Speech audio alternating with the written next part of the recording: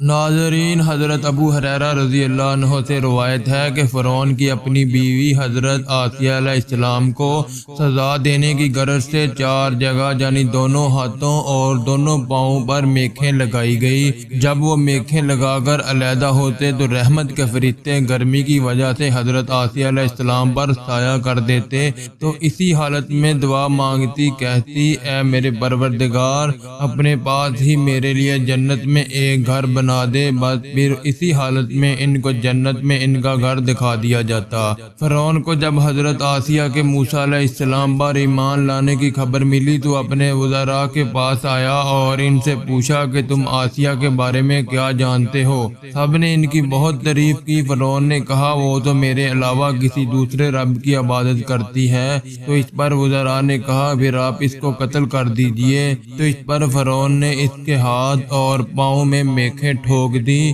تو اسی حالت میں حضرت آسیہ علیہ السلام نے آسمان والے رب کو پکارتے ہوئے کہا اے میرے پروردگار، اپنے پاس میرے لیے جنت میں ایک گھر بنا دیجئے۔ اس وقت فرعون بھی حاضر تھا اور یہ منظر دیکھ رہا تھا کہ حضرت آسیہ علیہ السلام نے جنت میں اپنا گھر اسی حالت میں دیکھا اور پھر ہنسنے لگی۔ تو اس پر فرعون کہنے لگا کیا تم اس عورت کے پاگل پن پر تعجب نہیں کرتے کہ ہم اس کو عذاب دے رہے ہیں اور وہ اس کے باوجود ہنس رہی ہے؟ بس ہنستے ہوئے حضرت آسیہ علیہ السلام کی روح پرواز کر گئی۔ حضرت آسیہ علیہ السلام کے اس قصہ سے یہ بات ثابت ہوئی کہ مظلوم بیوی اگر ظلم ڈھائے جانے کی حالت میں کوئی دعا کرے تو اللہ تعالیٰ اس کو خوب سنتے ہیں اور فوراً قبول کر لیتے ہیں، جیسے حضرت آسیہ علیہ السلام نے فرعون کے ظلم سے نجات اور جنت میں اپنے لیے ایک گھر بنانے کی دعا کی تو اللہ تعالیٰ نے اسی حالت میں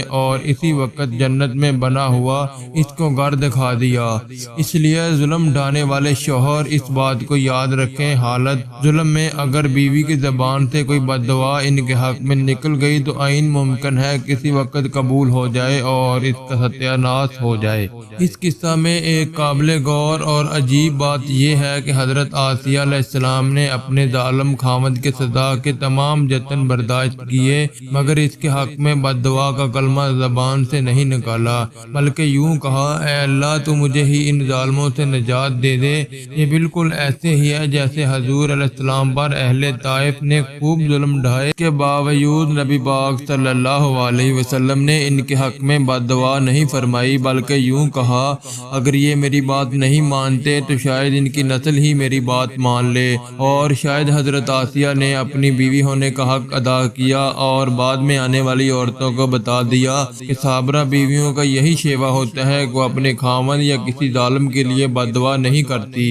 اللہ تعالیٰ کو بھی اس صابرہ عورت کی یہ بات کیسی پسند آئی کہ ساتھ آسمانوں کے اوپر سے اس کی صفت کا تذکرہ فرما دیا، جو ضرب المثل کے طور پر قیامت تک آنے والی عورتوں کے لیے ایک سبق کی حیثیت رکھتا ہے۔ حضرت آسیہ علیہ السلام کے اس قصے سے یہاں سبق ملتا ہے کہ ظلم اور شدائد کے باوجود دین کو مضبوطی سے تھامے رکھو، اور وہاں یہ سبق بھی ملتا ہے کہ اے مسلمانوں اور مومنوں، تم ظلم اور شدائد پر صبر کرنے میں کم از کم ایک عورت حضرت آسیہ علیہ السلام سے تو ضعیف نہ بنو کہ اس نے عورت ہونے کے باوجود ایک ظالم بادشاہ کی سزا کے تمام جتن برداشت کرتے ہوئے جان تو دے دی مگر دین حق کو اپنے ہاتھ سے نہیں جانے دیا۔ شاید اسی سبق کا صلہ اللہ تعالیٰ نے حضرت آسیہ کو دیا کہ وہ جنت میں نبی کریم صلی اللہ علیہ وسلم کی بیوی ہوگی، اور اس لیے جنت کی 4 افضل ترین عورتوں میں سے ان کو شمار فرما دیا، جن میں حضرت خدیجہ، حضرت فاطمہ، حضرت مریم اور حضرت آسیہ